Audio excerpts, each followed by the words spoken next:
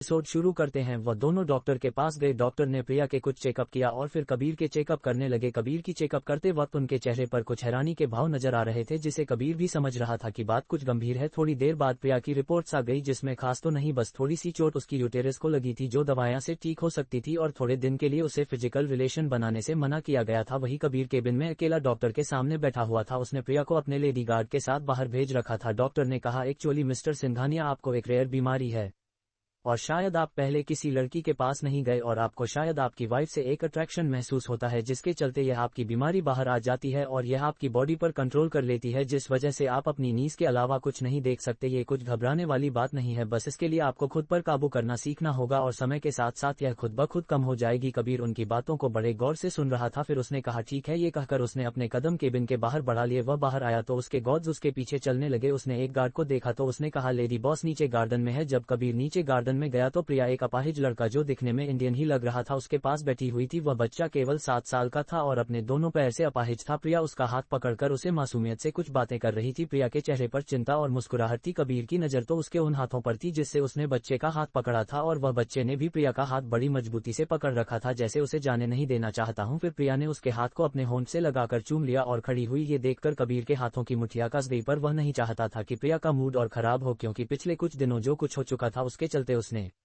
प्रिया को पहले ही काफी हट कर दिया था और जिससे प्रिया डरी हुई और बुझी हुई रहने लगी थी। फिर कबीर उसके पास आया, बोला, चले। प्रिया का ध्यान उसकी आवाज से उसकी तरफ गया। उसने मुस्कुरा कर हाँ कह दिया और उसे बच्चों को बाय कर वहां से जाने लगी। उस बच्चे ने कहा, मैं एक दिन अपने पैरों से चलता हुआ आपके पास आऊंगा एंजल। तो प्रिया ने मुस्कुरा कर कहा, जरूर, और हिम्मत मत हारना, वो दिन जल्द आएगा। फिर प्रिया और कबीर वह से चले गए। वह बच्चा भी जाता हुआ उसे देख रहा था। फिर वह दोनों गाड़ी में बैठे हुए थे। कबीर और प्रिया चुप थे। तो प्रिया ने पूछा, क्या कहा डॉक्टर ने? तो कबीर ने कहा, छोटी सी बीमारी है, ठीक हो जाएगी। यह सुनकर प्रिया ने बस हाँ कह दिया। फिर उसने कहा, हम घर कब जाएंगे? तो कबीर ने उसे देखा और बोला, क्या तुम्हें यह अच्छा नहीं लग रहा? तो प्रिया ने कहा, अच्छा तो लग रहा है, पर बस मुझे घर जाना है, मैं कॉलेज जाना चाहती हूँ, मेरे पढ़ाई का नुकसान हो रहा है, हम फिर कभी आ जाएंगे। कबीर कहीं ना कहीं समझ रहा था कि प्रिया को डर लग रहा है और डर लगना लाजिमी भी था, क्योंकि कबीर का उसे दिन का बर्ताव किसी जानवर से काम नहीं था और प्रिया जैसी नाजुक मासूम लड़की इस चीज को कैसे बर्दाश्त किया ये वही जानती थी। फिर कबीर ने बिना कुछ कहे उसको अपने तरफ खींचा, जिससे प्रिया उसे देखने लगी और कबीर ने उसके माथे को शिद्दत से चुम लिया और बोला, मैं जानता हूँ कि तुम मुझसे डर रही हो, पर मैं कोशिश करूंगा कि तुम्हारा ये डर जल्दी से दूर कर दूं, उसने मन में कहा। फिर उसने उसके माथे को एक दफा और चुम लिया और उसे कसकर अपने सीने से लगाकर उसका सर सहलाने लगा। प्रिया ने भी चुपचाप उसके पेट पर अपना हाथ रख दिया और आंखें बंद कर ली। उनकी गाड़ी होटल के नीचे आकर रुकी। वह दोनों अपने कमरे में चले गए। कबीर किसी से फोन पर बात कर रहा था और प्रिया अपना सामान पैक कर रही थी। थोड़ी देर बाद उनका डिनर आ गया और उन लोगों ने डिनर कर लिया। फिर प्रिया सो गई। रात के लगभग 2 बजे कबीर कहीं जाने के लिए तैयार था। उसने एक नजर सोई हुई प्रिया को देखा, फिर उसे उठाकर अपनी गोद में लेकर नीचे चला गया। उनकी गाड़ी एक जेट के आगे जाकर रुकी और प्रिया को उसमें लेके बैठकर कबीर और प्रिया पेरिस से निकल पड़े मुंबई जाने के लिए। अगली सुबह जब प्रिया की आंख खुली तो उसने अपने आप को कोई दूसरे कमरे में पाया। ये देखकर वह थोड़ा सा घबरा गई और यह वह देखने लगी। तभी उसे बाहर से कबीर की आवाज आई। उसने अपने स्लीपर्स पहने और आवाज की तरफ बढ़ गई तो यह एक आलीशान जेट था जिसमें कबीर के गार्ड्स को कबीर कुछ इंस्ट्रक्शंस दे रहा था। उसने प्रिया को देखकर उनको जाने का इशारा किया। प्रिया उनके पास आए और बोली, हम लोग कहाँ हैं? तो कबीर ने उसे अपनी गोद में बैठाकर उसके बालों को कान के पीछे करते हुए कहा, मुंबई जा रहे हैं। तो प्रिया ने बस हाँ कह दिया। तो कबीर ने कहा, जा फ्रेश हो जाओ, फिर हमें ब्रेकफास्ट करते हैं, थोड़ी देर में लैंड कर लेंगे। प्रिया ने हाँ कह दिया और अपने कपड़े लेकर फ्रेश हो गई। फिर उन लोगों ने ब्रेकफास्ट किया और 1-1.5 घंटे बाद उनकी फ्लाइट लैंड हो गई। प्रिया और कबीर बाहर निकले तो कई सारे गार्ड्स ने उन्हें घेर लिया। प्रिया के चेहरे पर कबीर ने मास्क लगाया और खुद के चेहरे पर भी मास्क लगाया। वह लोग आगे गए तो वहां बहुत सारी मीडिया खड़ी थी और वह शायद कबीर से कुछ सवाल करना है। कबीर के आसपास के गार्डन में उन्हें नजदीक आने भी नहीं दिया।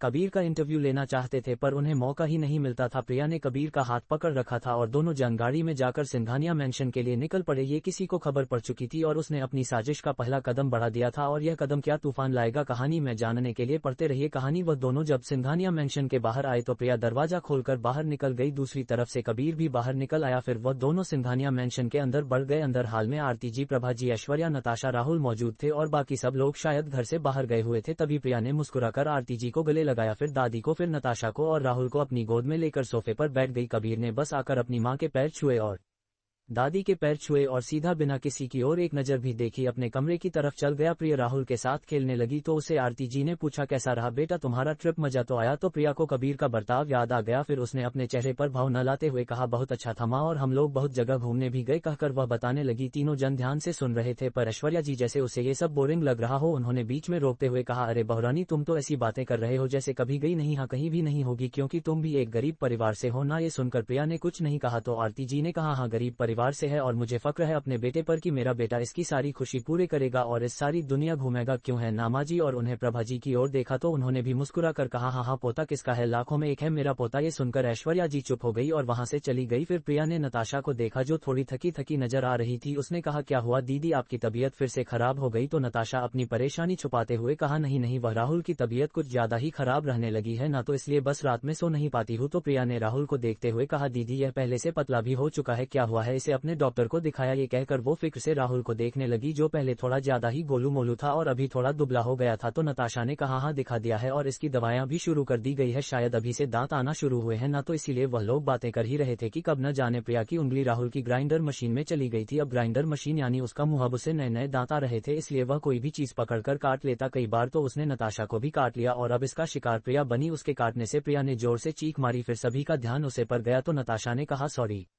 सॉरी प्रिया, मैं तुम्हें बताना भूल गई, यह शैतान ना सभी को काटने लगा है। तो प्रिया ने उसे हल्के गुस्से से देखते हुए कहा, गलत बात बाबू, ऐसा नहीं करते। तो राहुल ने मासूम सा चेहरा बना लिया जैसे कह रहा हो, सॉरी चाची।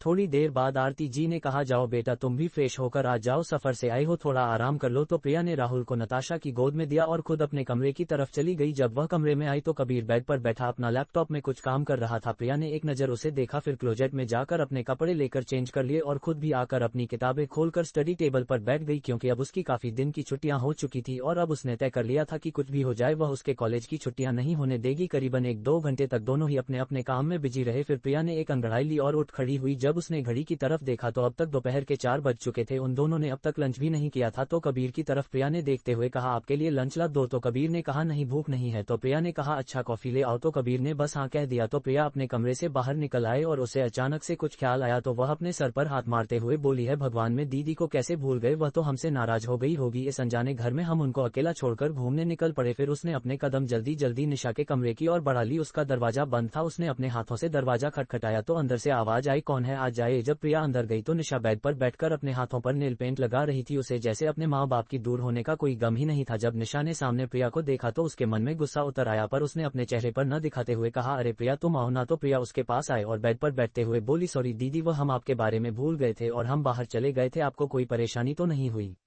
ना? या तो निशा ने उसे अपनी झूठी मुस्कुराहट के साथ उसके हाथों पर हाथ रखकर कहा, अरे नहीं नहीं, तेरी सास ने मेरा बहुत अच्छा ख्याल रखा और मेरी जरूरत का भी ख्याल रखा। तो प्रिया ने भी हाँ कह दिया और थोड़ी बहुत बातें करने लगी, पर निशा को उसकी बातें बोर करने लगी। तो उसने कहा, तू जा यहाँ से, मैं तुझसे बाद में बात करती हूँ। प्रिया को उसका ये बर्ताव अच्छा नहीं लगा, क्योंकि यह पहली वाली निशा का बर्ताव था। जब वह उनके घर रहती थी तो निशा उससे ऐसी ही बातें करती थी। फिर निशा को एहसास हुआ कि उसने क्या कहा तो उसने उसके हाथ पर अपना हाथ रखते हुए कहा, सॉरी, वह मेरे मुंह से निकल गया था। एक्चुअली मैं मम्मी पापा की वजह से परेशान हूँ और मैं उन्हें ढूंढने की पूरी कोशिश कर रही हूं, पर पता नहीं वह कहां चले गए हैं। अब तो प्रिया को भी टेंशन होने लगी। उसने कहा, आप फिक्र मत कीजिए दीदी, मैं एक बार कबीर जी से बात कर देखती हूं, वह जरूर पता लगा लेंगे। प्रिया को इतना हक कबीर पर जताता देख निशा के मन में और भी जलन हो गई। उसने झूठी मुस्कान के साथ हाँ कह दिया। फिर प्रिया वहां से चली गई। उसके जाते ही निशा के चेहरे पर गुस्सा आने लगा और उसने दांत पीसते हुए कहा, कबीर जी से कहती हूँ माय फुट, एक दिन तेरे कबीर जी मेरे होंगे सिर्फ और सिर्फ। निशा के ये कहते वक्त उसके चेहरे पर अजीब से भाव नजर आ रहे थे। ये दूसरी तरफ प्रिया आए और कॉफी बनाने लगी। वह जल्दी जल्दी कॉफी बना रही थी और ऊपर ले गई तो कबीर ने उसे कहा, इतनी देर लग गई काफी लाने में? तो कबीर की बात का जवाब देते हुए प्रिया ने कहा, हाँ वह निशा दीदी के पास गए थे, हम काफी दिन हो गए थे ना उनसे नहीं मिले थे, तो इसीलिए सोच एक बार उनसे मिलकर आ जाओ। तो कबीर ने कुछ नहीं कहा और कॉफी पीने लगा। प्रिया ने एक नजर उसे देखा, फिर अपनी किताबें समेटते हुए बोली, अच्छा आपसे एक बात बोले? तो कबीर उसे देखने लगा जैसे कह रहा हूँ कहो। तो प्रिया ने कहा, एक्चुअली मामा मामी का कहीं पता नहीं चल रहा है और निशा दीदी काफी परेशान थी उसे वजह से, तो क्या आप एक बार पता कर सकते हैं कि वह लोग कहाँ चले गए हैं? ये सुनते ही कबीर के कॉफी पीते हाथ रुक गए। उसने कहा, तुम्हारे साथ उन्होंने जो किया उसके बाद भी? तो प्रिया ने अपना सर झुकते हुए कहा, हाँ क्योंकि इस दुनिया में उनके अलावा हमारा कोई नहीं है और उन्होंने हमें पाल पोस कर बड़ा तो किया है ना, फिर चाहे कुछ भी किया हो। कबीर एकटक उसे देख रहा था, कितने आसानी से उन लोगों को माफ कर दिया जिनके कारण उसका बचपन तबाह हो गया था। प्रिया ने उसे कहीं गुम देखा तो कहा, क्या आप उनके बारे में पता लगाएंगे? तो कबीर ने बस करता हूँ पता, पर वही जानता था कि उसके मामा मामी इस वक्त कहाँ है। वह इस वक्त पागलखाने में थे और उनकी हालत बहुत बुरी थी। उन्हें बस तड़पने के लिए छोड़ दिया था, क्योंकि उन्होंने जो भी बचपन से प्रिया के साथ कहा था उसे वजह से कबीर नहीं चाहता था कि उनको इतनी आसानी से मौत मिल जाए, इसलिए उसने उनकी सजा खुद ही चुनी थी। तो प्रिया ने मुस्कुराकर अपना सामान समेटा और नीचे चली गई। यह कबीर के दिमाग में कुछ चल रहा था। तब अनु बुआ और निष्ठा जा चुके थे। थोड़ी देर बाद राज, विवेक और ध्रुव ऑफिस से आ चुके थे। प्रिया ने आज सबके पसंद का खाना बनाया था और वह डाइनिंग टेबल पर लगा ही रही थी, तभी किसी चीज के पैर से टकराने से वह सीधा ध्रुव के ऊपर जा गिरी, जिस वजह से ध्रुव का एक हाथ उसकी कमर में था तो दूसरा उसके पेट पर, और प्रिया का चेहरा ध्रुव के चेहरे पर पूरी तरीके से चिपक चुका था, जो देखकर कबीर अपनी गहरी निगाहों से उनको देखने लगा और उसने तुरंत प्रिया का हाथ पकड़कर उसे चीख से खड़ा किया। प्रिया तो एक पल के लिए हड़बड़ा गई। उसने अपनी साड़ी का पल्लू जो कमर में कोसा हुआ था वह ठीक किया और हड़बड़ाती हुई बोली, हाँ हम ठीक हैं। उसे काफी शर्मिंदगी महसूस हो रही थी। तो आरती जी ने कहा, संभाल के कर करो ना बेटा, इतनी भी क्या जल्दी है। तो ध्रुव ने भी कहा, हाँ क्यूटी तुम्हें कहीं लगी तो नहीं। ये सुनकर कबीर उसे देखने लगा। फिर उसने अपने साथ प्रिया को बैठाते हुए कहा, बैठो पहले डिनर कर देते हैं। फिर सभी लोग चुपचाप डिनर करने लगे। सभी का डिनर होने के बाद सभी लोग अब अपने कमरे में चले गए। प्रिया भी कमरे में आए और चुपचाप बेड पर आकर लेट गई। थोड़ी ही देर बाद उसे नींद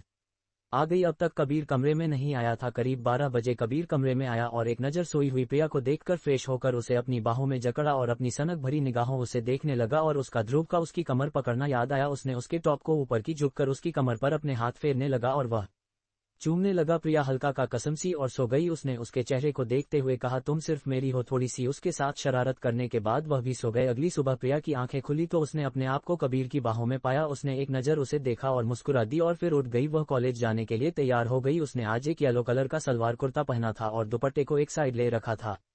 मांग में सिंदूर जो बालों की बीच छुपा हुआ था, गले में चैन जैसे मंगलसूत्र था और बैग लेकर वह नीचे निकल आई। उसने अपना बैग सोफे पर रखा और किचन में नताशा की मदद करने चली गई। थोड़ी देर बाद कबीर भी जिम से वापस आकर तैयार होकर नीचे जाने लगा। तभी ऐश्वर्या के कमरे से आवाज आई। आवाज सुनकर उसके कदम रुक गए। राज, मैं तुमसे कह रही हूँ ये ध्रुव मुझे कुछ अच्छा नहीं लगता। मैं कई दफा उसे प्रिया को अजीब नजर से देखते हुए देखा है और कल रात जब प्रिया उसके ऊपर गिरी तो उसने उसे तुरंत उठाने की बजाय उसकी कमर पकड़ ली। यह मुझे काफी अजीब लगा और मैंने कई दफा उसको उसके साथ फ्रीली बात करते देखा है। कबीर ने इन बातों को सुनकर भी अनसुना किया और आगे बढ़ गया। जब वह नीचे आया तो ध्रुव प्रिया से हंस के बातें कर रहा था। उसके कानों में अचानक से ऐश्वर्या जी की कही हुई बातें चलने लगी। फिर उसने अपने ख्यालों को झटका और नाश्ता करने लग गया। प्रिया और नताशा ने सबको नाश्ता सर्व किया और सभी लोग नाश्ता करने लगे।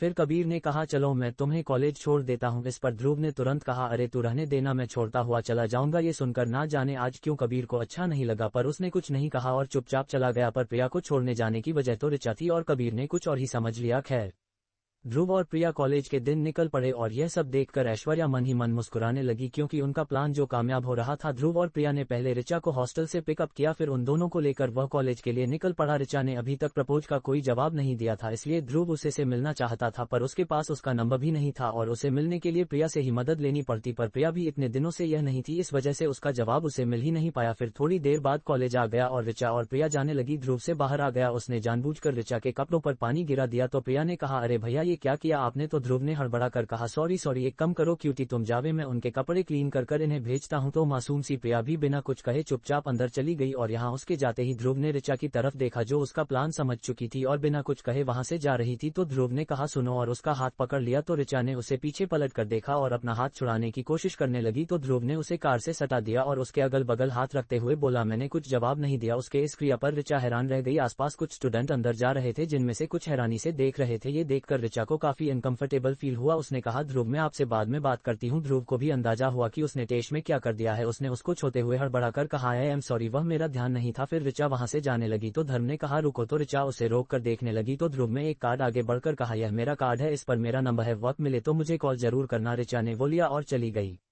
ध्रुव ने जाती हुई ऋचा को देखा और अपने कदम गाड़ी की तरफ बढ़कर वहां से चला गया। ऋचा के दिमाग में कई दिन से ध्रुव ही चल रहा था और वह कुछ सोच समझकर फैसला लेना चाहती थी, क्योंकि उसके आगे पीछे कोई नहीं था जो उसे कई सही गलत समझ सके, जिस कारण ऋचा ने वक्त लिया और उसने ध्रुव को एक मौका देने का फैसला किया। थोड़ी देर बाद वह क्लासरूम में आए और चुपचाप प्रिया के बगल में बैठ गई। फिर दोनों ने लेक्चरर्स लिए। ऋचा सारे लेक्चरर्स में परेशान ही थी। उसने प्रिया से कहा, प्रिया तू लेक्चरर्स कर, मैं बाहर बैठी हुई हूँ, मेरा पढ़ने का मन नहीं है। तो प्रिया ने भी हाँ कह दिया और ऋचा बाहर चली गई। उसने थोड़ी देर बाद ध्रुव का कार्ड निकाला और उसे कॉल किया। ध्रुव इस वक्त अपने ऑफिस में था। उसने अनजान नंबर देखते ही सोचा कि यह ऋचा का कॉल हो सकता है। उसने तुरंत कॉल उठा लिया और बोला, हेलो। वहां से ऋचा ने कहा, हेलो मैं बोल रही हूं। तो ध्रुव ने बस हाँ कह दिया। तो ऋचा ने कहा, मुझे आपसे कुछ बात करनी है, क्या हम मिल सकते हैं। तो ध्रुव ने कहा, कब मिलना है। उसकी जल्दबाजी देखकर ऋचा के चेहरे पर अनायास ही एक मुस्कान आ गई और उसने कहा, कॉलेज खत्म होने के बाद आप कॉलेज के बाहर आ जाना। ये कहकर उसने कॉल कट कर दिया और क्लास में चले गई। सभी लेक्चरर्स होने के बाद वह दोनों गेट से बाहर निकले तो बाहर ध्रुव की गाड़ी देखकर प्रिया ने कहा, अरे भैया। तो ध्रुव ने प्रिया को देखकर कर कहा चलो क्यूटी चलो ऋचा। तो प्रिया ने कहा अरे भैया आप ये। प्रिया ने कहा तो ध्रुव ने कहा हाँ मैं यहाँ से गुजर रहा था तो सोचा तुम्हें घर और इन्हें हॉस्टल ड्रॉप करता चलो। फिर प्रिया ने भी हाँ कह दिया और दोनों जन गाड़ी में बैठ गए।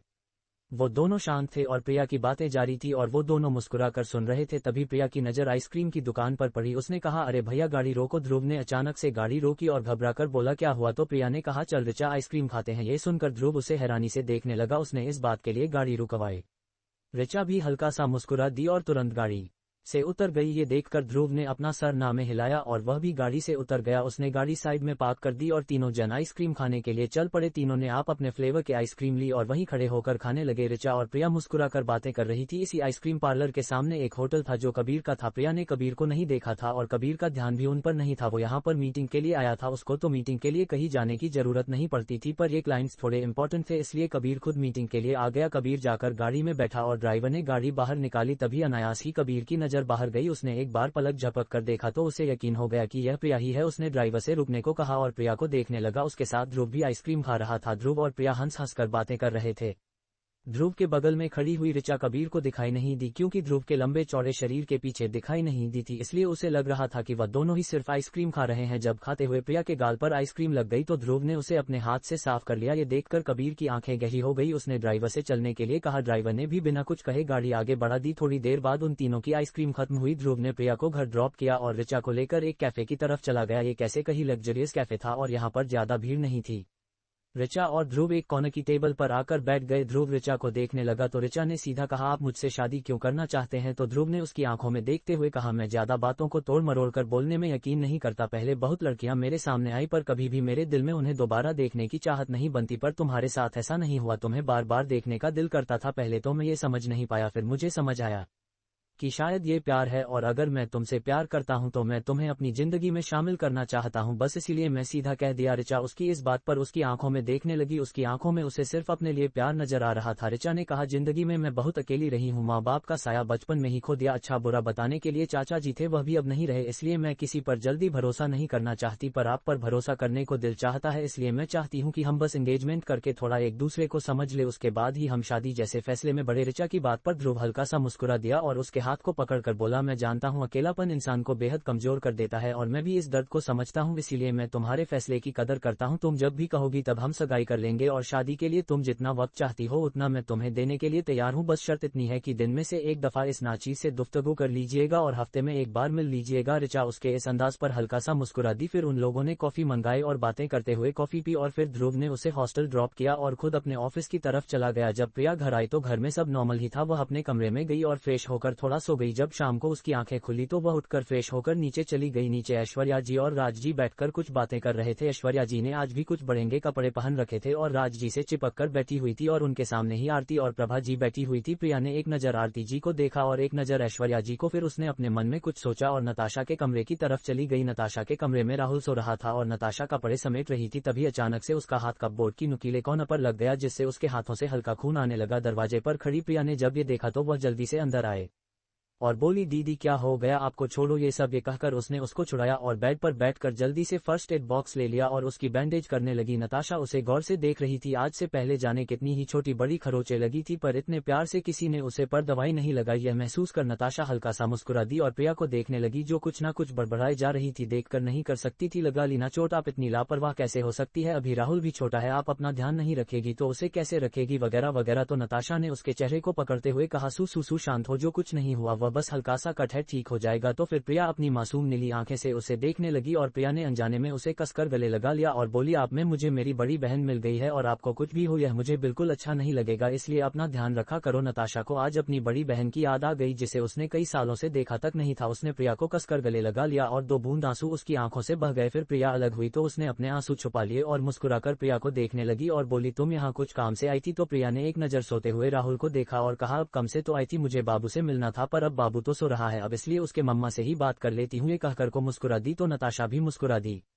आप काम मत कीजिए, बोलिए क्या करना है मैं कर देता हूँ। ये कहकर वह उठ खड़ी हुई तो नताशा नहीं उसका हाथ पकड़ लिया और बोला रहने दो, बाद में कर लेंगे, तुम बोलो क्या कहना था। फिर वो दोनों मुस्कुराकर बातें करने लगी। यह कुछ लम्हे ही होते थे उसके जिंदगी में जो वो खुलकर हंस देती थी, वरना जिंदगी ने तो जैसे उसे उसकी मुस्कान ही छीन ली थी। फिर वह दोनों बातें करते रही। थोड़ी देर बाद प्रिया ने कहा, ठीक है दीदी आप हाथ पानी में मत डालना, मैं नीचे जाती हूँ डिनर का देखती हुई। कहकर वह चली गई। फिर नताशा भी उठी और बाकी के कपड़े धीमे धीमे समेट कर रखने लगी। यह नीचे प्रिया किचन में अपना पल्लू कमर में गोपे हुए अपना काम कर रही थी। कबीर आज जल्दी घर आ गया था क्योंकि जब से उसने आइसक्रीम पार्लर में ध्रुव और प्रिया को देखा था और कहीं ना कहीं ऐश्वर्या की बातें भी उसके मन में घूम रही थी, इस वजह से वह बेचैनी के चलते चलते घर आ गया था। प्रिया को अंदाजा नहीं था कि कबीर आ चुका था और आज ध्रुव भी जल्दी घर आ चुका था क्योंकि वह प्रिया को बताना चाहता था कि वह पसंद करता है और वह ऋचा की पसंद नापसंद जानकर उसे इम्प्रेस करना चाहता था। इसलिए वह जल्दी से फ्रेश होकर किचन की तरफ चला गया। ये देखकर ऐश्वर्या जी के चेहरे पर एक व्यंग भरी मुस्कान आ गई। उन्होंने मन ही मन कहा, ये तो मेरा प्लान और भी आसान कर रहे हैं, खैर मुझे क्या। फिर उन्होंने कबीर के कमरे की तरफ देखा जो बंद था। कबीर जब कमरे में आया तो उसे प्रिया नहीं दिखी, इसलिए वह समझ गया कि वह इस वक्त किचन में ही होगी, इसलिए वह फ्रेश होकर बाहर आ गया और नीचे जाने लगा। तभी ऐश्वर्या जी ने उसे देखते हुए जरा जोर से एक मेड से कहा, अरे छोटी बहुरानी, और ध्रुव किचन में ही है ना, बहुरानी से कहना जल्दी जल्दी खाना बनाए, मुझे बहुत भूख लग रही है, गप्पे बाद में लड़ाई। कहकर उन्होंने अपनी नजर फोन में जमा ली। ध्रुव भी किचन में है। ये सुनते ही ना जाने क्यों कबीर को अच्छा नहीं लगा। उसने अपने कदम किचन की तरफ बढ़ा दिए और किचन में आ गया तो उसने देखा ध्रुव प्लेटफॉर्म पर बैठकर प्रिया से बातें कर रहा है और प्रिया रोटी और सब्जी बनाते हुए हंसते मुस्कुराकर उससे बातें कर रही है। फिर उसने प्रिया के होलिये को देखा। उसका पल्लू सीने से हल्का सरका हुआ था और पल्लू एक तरफ कमर पर बंधा हुआ था, माथे पर कुछ बालों की लाटें भी आ रही थी। कबीर को प्रिया का किसी के भी सामने यूएसए होलिये में रहना अच्छा नहीं लगा। वह प्रिया के पास गया और उसे पीछे से पकड़ लिया। यह महसूस कर प्रिया एक पल को चौंक गई और ध्रुव भी कबीर को हैरानी से देखने लगा। तो कबीर ने उसके पल्लू को ठीक करते हुए कहा, क्या कर रही हो। उसका ये सवाल सुनकर प्रिया उसे नासमझी से देखने लगी और बोली, रोटी बना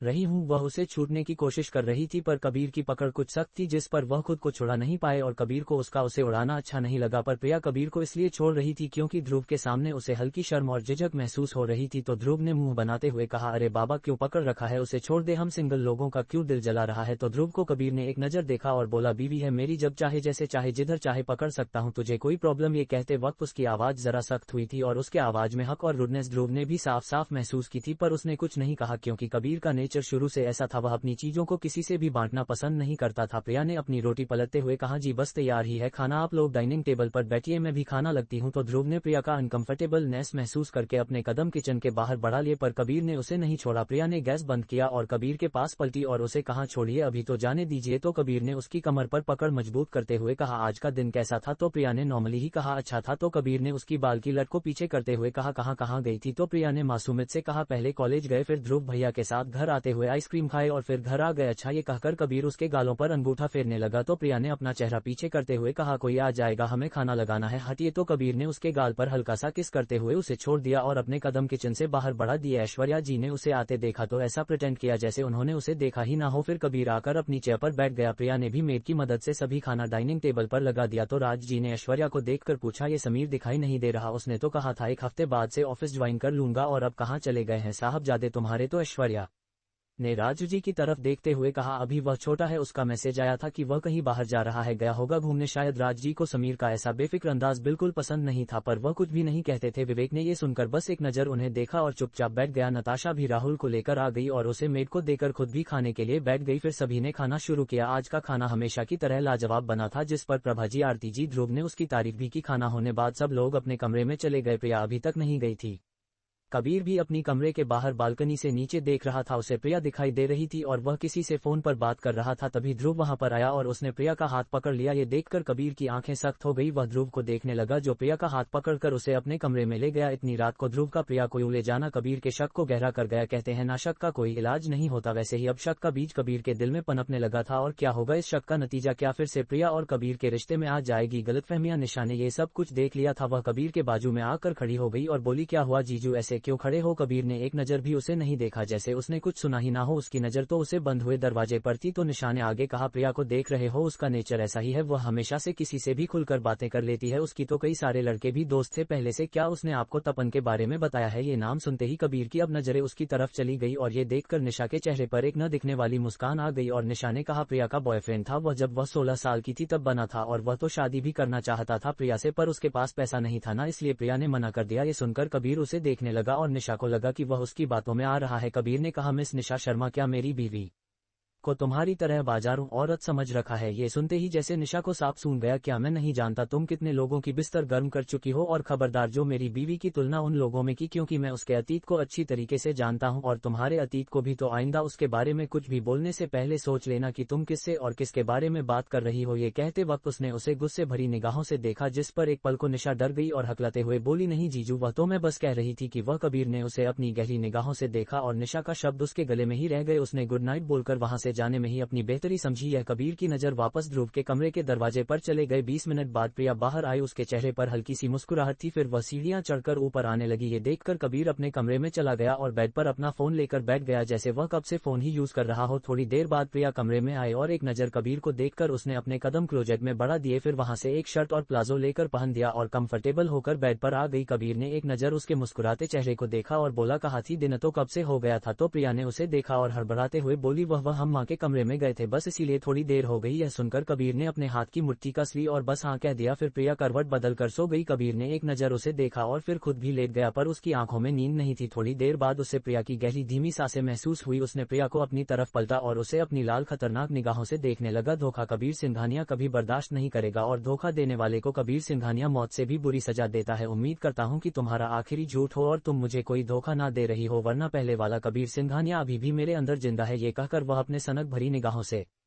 प्रिया को देखने लगा। फिर उसने प्रिया के शर्ट के 2 बटन खोल दिए और उसके क्लीवेज पर चूमने लगा। प्रिया हल्का सा कसमसाई, पर कबीर ने उसे नहीं छोड़ा तो प्रिया फिर से सो गई। कबीर ने उसकी गर्दन पर भी जोर जोर से लीक और शक करना शुरू कर दिया, जिससे उसकी स्किन पर रेड निशान बनते जा रहे थे। पर कबीर जैसे यही चाहता हो उसे पर अपनी मोहर उसने उसके शर्ट को और फिर ब्रा को पूरी तरीके से निकाल दिया और प्रिया इस बात से पूरी तरीके से बेखबर होकर सो रही थी। फिर उसने उसके सीने को देखते हुए अपने होंठ वहां पर रख दिए और उनके साथ अपनी मनमानी करने लगा और फिर थोड़ी देर बाद वह अपनी बाहों में प्रिया को कस के जकड़ कर सो गया। अगली सुबह जब प्रिया की आंखें खुली तो वह बिस्तर पर अकेली थी। वह जब उठी तो उसे अपने सीने पर हल्की जलन महसूस हुई। जब उसने नीचे देखा तो उसके शर्ट के 2 बटन खुले हुए थे और वह कपड़ों में थी। उसे हैरानी नहीं हुई, पर उसे हैरानी इस बात पर हुई कि उसकी क्लीवेज पर दांत के निशान थे, जिसमें से हल्का खून भी आ रहा था और वही जलन कर रहा था। प्रिया ने उसे देखा और बोला, ये कहां से हुआ। फिर उसने उसे छोड़ और उठकर कपड़े लेकर नहाने चली गई। नहाकर उसने उसे जख्म पर ऑइंटमेंट भी लगाया। उसे कबीर अब तक दिखाई नहीं दिया था, इसलिए वह नीचे आ गई। नीचे भी उसे कबीर कहीं नहीं दिखाई दिया। उसकी घूरती नजरों को महसूस कर आरती जी ने कहा, आज जल्दी चला गया है वह ऑफिस। तो प्रिया ने बस एक नजर उन्हें देखकर मुस्कुरा दी। फिर वह जाकर कुर्सी पर बैठ गई। उसकी दूसरी तरफ ध्रुव भी आकर बैठ गया और वह दोनों हल्की हल्की बातें करते हुए नाश्ता कर रहे थे। बाकी सभी का ध्यान अपने नाश्ते पर था, शिवाय ऐश्वर्या जी के। वह अपने कान खड़े कर सुनने की कोशिश कर रही थी, जैसे ये लोग क्या बातें कर रहे हो, पर उन्हें कुछ समझ नहीं आया। थोड़ी देर बाद विवेक राज ऑफिस के लिए निकल पड़े। प्रभा जी भी अपनी सहेली से मिलने के लिए चली गई। निशा अपने कमरे में चली गई। नताशा भी राहुल को लेकर कमरे में चली गई। आरती जी भी अपने कमरे में थी और प्रिया कॉलेज जाने के लिए निकल पड़ी थी। वह आज भी कॉलेज ध्रुव के साथ ही जा रही थी। उन लोगों ने रास्ते में ऋचा को पिकअप किया और एक दूसरे को कुछ इशारा किया। फिर प्रिया ने ऋचा से कहा, ऋचा तू आगे जाकर बैठ जाएगी क्या, एक्चुअली मेरे कमर में दर्द है। फिर उसने उसके नजदीक जाकर कहा, सुबह ही मुझे पीरियड्स आ चुके हैं। उसने झूठ कहा, इसलिए तो जब तक कॉलेज जाता है तब तक मैं थोड़ा सा अपनी कमर सीधी कर लो। फिर ऋचा ने भी कुछ नहीं कहा और आगे जाकर बैठ गई। ध्रुव ने पार्टीशन ऑन कर दिया तो ऋचा उसे ना समझी से देखने लगी। तो ध्रुव ने कहा, वह सो रही थी ना, तो बस इसीलिए। ये सुनकर ऋचा के चेहरे पर ना दिखने वाली मुस्कुराहट आ गई। उसे ये तो समझ गया था कि ध्रुव लड़कियों की काफी इज्जत करता है और उनके प्रति अपनी इंटेंशंस कभी गलत नहीं रखता। ध्रुव ने मुस्कुराकर उसके हाथ पर अपना हाथ रख दिया और गाड़ी चलाने लगा। यह महसूस कर ऋचा भी हल्का सा मुस्कुरा दी और चुपचाप बैठी रही। थोड़ी देर बाद कॉलेज आ गया। ऋचा उठने को हुई तो ध्रुव ने उसका हाथ पकड़ लिया और उसके गाल पर एक हल्की सी किस करके कहा, कॉलेज छुटने के बाद मुझे कॉल करना, मैं लेने के लिए आ जाऊंगा। तो ऋचा ने शर्माते हुए कहा, ऐसे रोज रोज आप अपना काम छोड़कर मत आइए, मैं चली जाऊंगी। तो ध्रुव ने कहा, आज कुछ इतनी इंपॉर्टेंट मीटिंग नहीं है तो मेरे पास वक्त है। फिर ऋचा ने भी कुछ नहीं कहा और प्रिया को उठा दिया। प्रिया जो लेती भी नहीं थी, वह प्रिया के ऋचा के बोलने से पहले ही बाहर आ चुकी थी और ऋचा को देख रही थी। फिर ध्रुव को प्रिया ने बाय कह दिया और दोनों जन कॉलेज के अंदर चली गई। ध्रुव भी ऑफिस चला गया। ये कबीर अपने सर को चेयर से टिककर शांति से बैठा हुआ था। उसके दिमाग में अभी भी प्रिया का झूठ कहना चल रहा था।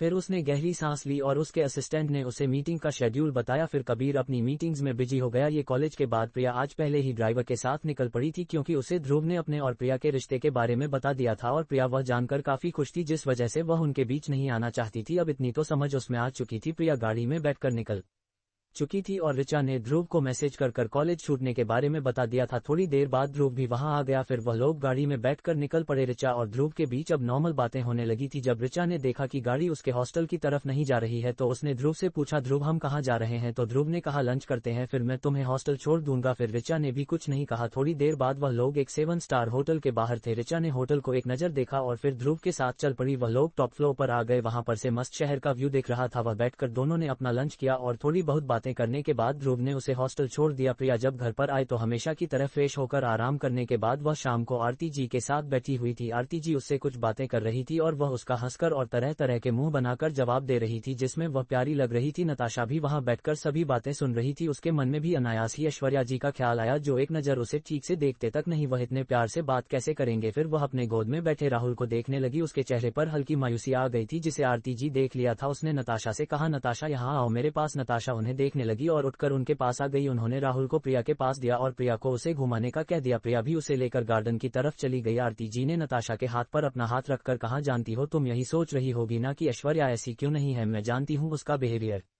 उसे छोड़ो और अगर तुम्हें कुछ भी परेशानी हो तो तुम मुझसे कहा करो, मैं भी तुम्हारी माँ की तरह ही हूँ, अगर तुम समझना चाहो तो। ये सुनते ही नताशा की पकड़ भी उनके हाथ पर कस गई और वह बोली, नहीं नहीं आंटी जी, वह माँ को गुजरे हुए कई दिन हो गए, अब तो उनका चेहरा भी याद नहीं है और आप इतनी अच्छी है, आप जैसी माँ पाकर कौन पागल होगा जो मना करेगा। तो आरती जी हल्का सा मुस्कुरा दी और उससे प्यार से बातें करने लगी। नताशा भी उनकी बातों का जवाब दे रही थी। उसे उनका ममता भरा स्पर्श और अपनापन काफी अच्छा लग रहा था। थोड़ी देर बाद प्रिया राहुल को लेकर आ गई। अब तक राहुल सो चुका था। प्रिया उसे धीमे से नताशा के कमरे की तरफ ले चली गई। थोड़ी देर बाद जब ऐश्वर्या हाल में आए और नताशा और आरती को इतनी प्यार से बातें करते हुए सुना तो उसके हाथों की मुठ्ठियां कस गई। उसने अपनी रुड आवाज में कहा, सुनो। तो नताशा ने उनकी तरफ देखा, मेरे लिए ब्लैक कॉफी लेकर आना। तो फिर नताशा उठ खड़ी हुई और किचन की तरफ चली गई। उसके जाते ही ऐश्वर्या ने आरती जी को देखा। आरती जी चुपचाप बैठी हुई थी तो ऐश्वर्या ने कहा, तरीका अच्छा अपनाया है तुमने, क्या मेरी बहू को अपनी तरफ करना चाहती हो? ये सुनकर आरती जी उन्हें देखने लगी तो ऐश्वर्या जी ने आरती जी से कहा, तुम चाहे कितनी भी कर लो, राज मुझसे ही प्यार करता था और मुझसे ही प्यार करेगा। तुम्हें क्या लगता है तुम मेरे बेटे बहू पोते को अपने करीब कर लोगी तो वह लोग मुझसे दूर हो गए? ऐसा कभी नहीं होगा आरती। तो आरती जी ने एक हल्की मुस्कुराहट के साथ कहा, तुम्हारा बेटा, तुम्हारा पोता और तुम्हारी बहू तुम ही को मुबारक। मैंने उसे अपनी बेटी माना है तो इस हिसाब से मैं उससे एक माँ की तरह हालचाल पूछ रही थी। तुम्हारी तरह उसे जलील करके या उसे पर रोब जमा कर उससे कोई काम नहीं करवा रही और तुम्हें तो उसका खास ख्याल रखना चाहिए। वह तुम्हारे पोते की माँ है, तुम्हारी बेटे की पत्नी है, तुम्हारे घर की लक्ष्मी है और तुमसे यूं ही जलील करती रहती हो। पर खैर ये तुम्हारी आदत है, अब मैं इसमें क्या ही कर सकती हूँ। और रही बात राज की, तो शायद वह मेरे नसीब में उनका प्यार नहीं था, इस वजह से वह मेरे नसीब में नहीं आ पाया। और जिससे प्यार करते हैं ना उसकी खुशी चाहते हैं और वह तुम्हारे साथ खुश है, इसलिए मैंने भी उन्हें तुम्हारी तरफ आने दिया। और यह जानती हो, ये कहकर उन्होंने अपने मंगलसूत्र और सिंदूर की तरफ इशारा किया, यह मेरे मांग में है ना, बस इसीलिए मैं इस रिश्ते की लाज रख लेती हूँ और एक बार दुनिया से जाने के बाद मेरा इसे भी रिश्ता टूट जाएगा और मुझे आजादी मिल जाएगी इस नाम के रिश्ते से। ऐश्वर्या जो कुछ कहती उससे पहले ही नताशा कॉफी लेकर उनके आगे रख चुकी थी और आरती भी अपने कमरे में जा चुकी थी। नताशा को देखकर ऐश्वर्या जी को काफी गुस्सा आया, क्योंकि उसी के कारण आरती उन्हें इतना सुनकर चली गई। ऐसा उन्हें लगता था। उन्होंने नताशा का हाथ पकड़ लिया तो नताशा उन्हें डरकर देखने लगी, क्योंकि वह उसके साथ हमेशा से कुछ न कुछ करती थी जिस वजह से नताशा उनसे डरती थी। उन्होंने उसके हाथ को गर्म कॉफी के मग में डाल दिया। नताशा के मुंह से एक हल्की सी आह निकल गई और वह अपने हाथ निकालने की कोशिश करने लगी। डोर पर खड़ा विवेक ये सब देख रहा था, पर उसने इतनी भी जहमत नहीं कि वह जाकर उसका हाथ छोड़ सके। वह बस तमाशा देखते खड़ा रहा। फिर नताशा का हाथ उन्होंने बाहर निकाला तो उसका हाथ पूरी तरीके से लाल हो चुका था। नताशा ने अपनी नाम आंखों से उनकी तरफ देखा तो ऐश्वर्या उठ खड़ी हुई और उसके गालों को दबाते हुए बोली, दूर रहे वह आरती से, अगर तुम दोनों ने मिलकर मेरे खिलाफ कुछ भी करने की कोशिश की है तो मुझसे बुरा कोई नहीं होगा। एक हैकर उसने उसका चेहरा झटक दिया और चली गई। नताशा अपने नम आंखों से अपने हाथों को देख रहे थे। अभी उसे जूते की आवाज आई। नताशा ने तुरंत अपना हाथ नीचे कर लिया और आंखों की नमी पहुंचकर सामने देखा जहां पर विवेक था। उसने एक नजर नताशा को देखा और अपना बैग रखते हुए कहा, पानी देना। नताशा ने भी हाँ कह दिया और अपने कदम किचन की तरफ बढ़ा दिए और पानी लेकर विवेक के आगे कर दिया। उसने अपने दूसरे हाथ से उसे पानी दिया था, जानते हुए भी ऐसा जताया जैसे उसने कुछ देखा ही नहीं था। फिर वह कमरे में फ्रेश होने के लिए चला गया। थोड़ी देर बाद सभी लोग डिनर के लिए बैठे हुए थे। प्रिया आज सुबह से बेचैन थी, क्योंकि कबीर सुबह से उसे दिखाई नहीं दिया था और अभी वह डिनर के वक्त यहाँ मौजूद भी नहीं था। उसने उसे कॉल भी किया था पर उसने कॉल पिकअप नहीं किया। इस पर आरती जी ने उसे खाने का कह दिया। प्रिया का मन तो नहीं था कबीर के बिना खाने का, पर उसने खा लिया। अब तक रात के 1 बज चुके के थे पर कबीर नहीं आया था। प्रिया अपनी पढ़ाई करते हुए उसका इंतजार कर रही थी। 1:30 बजे के करीब कमरे का दरवाजा खुला। प्रिया ने सामने देखा तो वहां पर कबीर था। प्रिया खड़ी हुई और कबीर को देखने लगी। कबीर ने एक नजर उसे देखा और अपना कोट निकालकर बाथरूम में चला गया। प्रिया अभी नीचे जाकर खाना गर्म कर ले आई। कबीर आकर सोफे पर बैठ गया था। प्रिया ने उसके आगे खाना रखा तो उसने चुपचाप खाना शुरू कर दिया। ये देखकर प्रिया को अजीब तो लगा पर उसने शायद थकान हो ये सोचकर कुछ नहीं कहा। कबीर खाना खाकर चुपचाप लेट गया और प्रिया ने भी वह बर्तन नीचे रख कर आई और वह भी लेट गई। अगली सुबह कबीर कमरे में नहीं था। प्रिया तैयार होकर नीचे आ गई। कबीर जिम गया हुआ था, वह भी थोड़ी देर बाद तैयार होकर नीचे आ गया। प्रिया और नताशा नाश्ता सर्वे कर रही थी। ध्रुव और प्रिया बगल में बैठे हुए थे। कबीर की एक नजर उन पर गई, फिर उसने नाश्ता कर कहा चलो आज मैं तुम्हें कॉलेज छोड़ देता हूं, और बिना कुछ कहे वह बाहर चला गया। प्रिया भी अपना बैग लेकर उसके पीछे आई। वह का गेट खोल इससे पहले ही ध्रुव ने उसका हाथ पकड़ लिया और कबीर से कहा तुम 2 मिनट रुक जा। फिर वह उसे थोड़ा दूर ले आया और उससे कुछ कहा जिस पर प्रिया नहीं बस हाँ कह दिया और आकर गाड़ी में बैठ गई। तो कबीर ने ड्राइवर से चलने का इशारा किया। कबीर ने पार्टीशन ऑन कर दिया और प्रिया को अपने गोद में बैठा लिया और उसके होठों को बेसब्री से चूमने लगा। प्रिया ने उसके बाजू को पकड़ लिया और आंखें बंद कर ली। करीबन 10-15 मिनट बाद कबीर ने उसे छोड़ा और उसके गर्दन पर अपनी नाक चलने लगा और उसकी खुशबू अपने अंदर समाने लगा। ऐसे ही थोड़ी बहुत छेड़खानी करते हुए प्रिया का कॉलेज आ गया। प्रिया ने कबीर को एक नजर देखा और उतर गई और आगे बढ़ी। तभी उसके दिल में क्या आया, उसने पीछे पलटकर कबीर के साइड का दरवाजा खोला और झुककर उसके गाल पर किस कर दिया और वहां से ऐसे भागी जैसे मानो कभी थी ही नहीं। ये देखकर कबीर के चेहरे पर अनजाने में ही एक मुस्कान आ गई, पर वह इस बात से अनजान था कि आज एक बड़ा तूफान उनका इंतजार कर रहा है। ऐसे ही कॉलेज छूट गया और प्रिया आज ऋचा को जबरदस्ती सिंघानिया विला ले आई थी और उसे तैयार कर कहीं ले जा रही थी। ऋचा के पूछने पर उसने उसे शॉपिंग पर जा रहे हैं इतना कह दिया था, पर जिस हिसाब से उसने उसे तैयार किया था ऋचा को कहीं से भी यह शॉपिंग पर जाने का लुक नहीं लग रहा था, क्योंकि उसने उसे एक रेड सेमरी ड्रेस पहनी थी जो फिश करती। ऊपर से उसने उसके बालों को अच्छे से खुले करके कानों में डायमंड स्टड और गले में हल्की सी चैन पहनी थी और हल्का मेकअप किया था और खुद ने भी ऐसा ही गेटअप किया था जिससे ऋचा को ज्यादा शक न हो। थोड़ी देर बाद ऋचा के लाख पूछने पर भी उसने उसे सच बात नहीं बताई और उसे लेकर निकल पड़ी। यहाँ आज कबीर का मन बड़ा बेचैन हो रहा था। उसने प्रिया को कॉल भी किया था पर प्रिया तो जल्दबाजी में अपना फोन घर पर ही भूल गई थी। ऐसे ही 7 बज चुके थे। ऋचा और प्रिया अब जाकर घर से निकले थे शॉपिंग के लिए। इतनी रात को जाना ऋचा को अजीब लग रहा था, पर प्रिया की जबरदस्ती के चलते वह चुपचाप उसके साथ चली गई। यहाँ एक होटल में एक रूम को अच्छी तरीके से डेकोरेट किया गया था। यह एक BHK टाइप रूम था। हॉल, बेडरूम, गैलरी इसमें मौजूद था। हॉल में हर तरफ कैंडल्स, बल्लू और डेकोरेट किया गया था और एक बड़ा सा डिनर टेबल अरेंज किया गया था और बालकनी में एक शख्स खड़ा फोन पर कह रहा था कहाँ तक आ गए हो तुम? हाँ ठीक है जल्दी से लेकर आओ। यह कोई और नहीं बल्कि ध्रुव था जो प्रिया और ऋचा को लेकर आने वाले ड्राइवर से बातें कर रहा था। थोड़ी देर बाद उनकी गाड़ी होटल मूनलाइट के आगे आकर रुके। प्रिया गाड़ी से बाहर निकल आई। ऋचा ने होटल को देखते हुए कहा अब तो मुझे सच सच बताएगी यह क्यों लेकर आई है यहाँ पर? हम शॉपिंग करने थोड़ी आए हैं। तो प्रिया ने जो कब से उसके सवालों को टाल रही थी झुंझला कर कहा इतनी देर सब्र कर लिया है, अब थोड़ी देर और वेट कर ले मेरी माँ, तुझे पता चल जाएगा तुझे यहाँ पर क्यों ले आई हूँ। तो ऋचा ने भी मुंह बनाकर हाँ कह दिया। ये कबीर जब घर पहुंचा तो उसे पता चला कि प्रिया और ऋचा कहीं बाहर गए हुए हैं। वह तब तक 8:30 बज चुके थे। ये देखकर कबीर ने कहा गए हैं? तो आरती जी को यही पता था कि वह लोग शॉपिंग पर गए हैं। शॉपिंग, और इस वक्त ये सुनकर कबीर को कुछ अजीब तो लगा पर सिर्फ अपनी गाड़ी लेकर निकल पड़ा। यह एक कमरे में प्रिया ने ऋचा को कमरे में लाकर छोड़ दिया। कमरे में पूरा अंधेरा था। ये देखकर ऋचा घबरा गई और आवाज लगने लगी। तभी अचानक से कमरे की सारी लाइट ऑन हो गई और हल्की हल्की रोशनी फैल गई। यह आर्टिफिशियल कैंडल्स थी जो कैंडल लाइट देने की वाइब दे रही थी। ऋचा ने जब आसपास की सजावट देखा तो वह एक पल को देखते ही रह गई। तभी एक ब्लैक कोट पहन शख्स बालकनी से अंदर आया। अंधेरे में उसका चेहरा ठीक से नजर नहीं आ रहा था। जब वह हल्के उजाले में आया तो ऋचा ने उसके चेहरे को देखा और उसे देखकर एक पल को उसे देखने लगी। यह कोई और नहीं बल्कि ध्रुव था। ध्रुव भी मुस्कुराकर उसे ही देख रहा था। वो लग भी काफी खूबसूरत रही थी। वह उसके सामने आया तो ऋचा का ध्यान टूटा। उसने कहा ये सब आपने करवाया है? तो ध्रुव ने मुस्कुराकर कहा मेरे अलावा तुम्हारे लिए ये सब कोई करके तो दिखाएं। उसके बाद पर ऋचा हल्का सा मुस्कुरा दी और शर्मा भी गई। तो ध्रुव ने कहा चलो, ये कहकर उसने उसके आगे हाथ किया तो ऋचा ने भी अपना हाथ उसके हाथ में दे दिया। ध्रुव उसे बीचों बीच ले आया और एक म्यूजिक ऑन हो गया। जन्म जन्म साथ चलना, यूं ही कसम तुम्हें कसम आके मिलना। यूं ही वह दोनों कपल डांस करने लगे। ऋचा को ये सब काफी अच्छा लग रहा था। थोड़ी देर डांस करने के बाद उन लोगों ने ड्रिंक लिया। यह एक सॉफ्ट ड्रिंक था। तभी अचानक बाहर जोर से बिजली कड़कने है जैसे कोई तूफान आने वाला है और अचानक से तेज बारिश चालू हो गई। प्रिया ने एक बार घड़ी देखी, वह एक दूसरे कमरे में मौजूद थी। इस वक्त रात के 9:30 बज रहे थे। उसने एक बार कबीर को फोन करना चाहा, फिर उसे याद आया कि उसके पास तो फोन ही नहीं है। ये सोचकर वह उठी और लैंडलाइन से ध्रुव के नंबर पर कॉल किया। ध्रुव ने उसका कॉल पिक किया और बोला क्या हुआ क्यूटी, बोलो। ध्रुव की आवाज सुनकर प्रिया ने कहा भैया आप लोगों को और कितनी देर लगेगी या मैं घर चली जाऊँ? तो ध्रुव ने एक नजर ऋचा को देखा जो मुस्कुराकर आसपास देख रही थी। तो ध्रुव ने हल्के से कहा क्यूटी नीचे ड्राइवर होगा, तुम उसके साथ घर चली जाओ, मैं और ऋचा बाद में आ जाएंगे, और हाँ एक बार घर पहुंचने के बाद मुझे मैसेज जरूर कर देना। तो प्रिया ने भी हाँ कह दिया। फिर उसने फोन रख दिया और कमरे से बाहर आ गई। वह जब नीचे आई तो नीचे बहुत ज्यादा बारिश हो रही थी।